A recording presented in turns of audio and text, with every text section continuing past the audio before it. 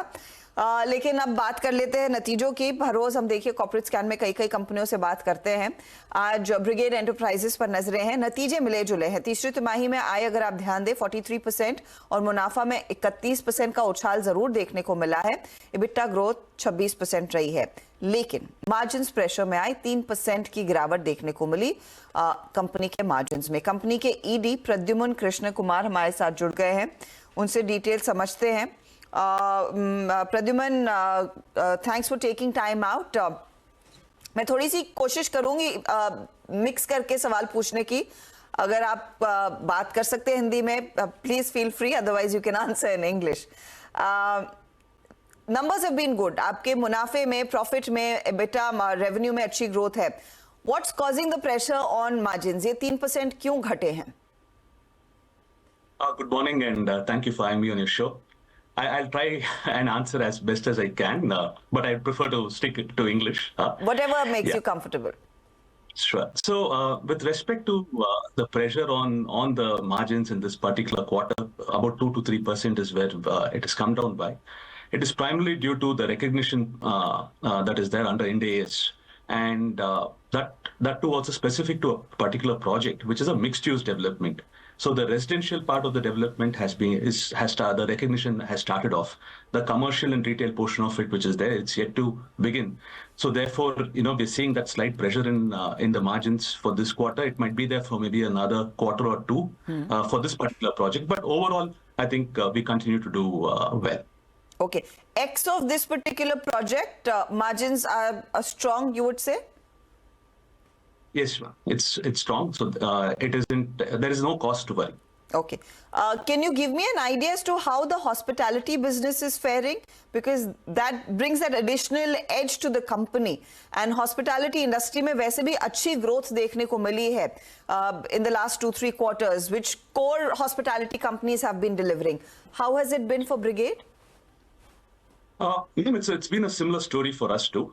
We have in our portfolio 8 operational hotels, and typically they're all partnered with either the Marriott Group, Accor, or Holiday in the Intercontinental Group. So it's a very strong set of hotels that we have, and over the last year, we've grown about 20% and quarter on quarter by about 8%. The ARRs continue to witness good growth, and occupancies right now are at about 73-74%. We are hopeful of that to go up a little more, but I think we are in a good phase right now in the hotels business. So that seems to be aiding your business as well. Rental space में pickup कितना है? क्योंकि पिछली बारी जब हमने बातचीत की थी, वी स्पोक अबाउट दिस कि धीरे धीरे करके वहां पर डिमांड लौटता हुआ दिखाई दिया है। तो थर्ड क्वार्टर में क्या डिलीवरी हुई है रेंटल साइड पर, and what do you envision for Q4 and most importantly FY25?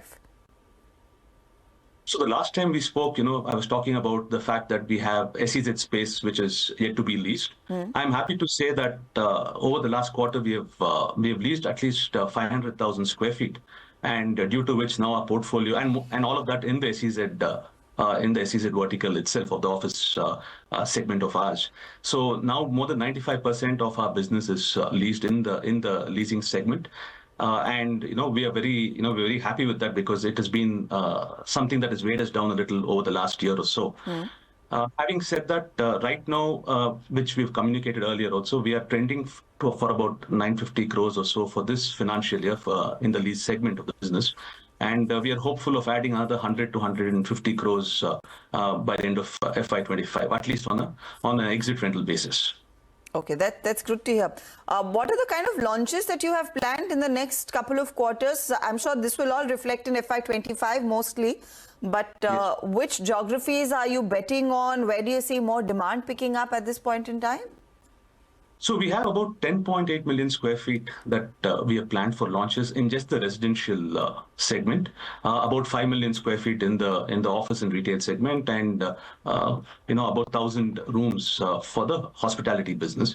When it comes to the residential one, we expect about 10,000 crores, top line or sales booking coming out of these projects, and the spread is very similar.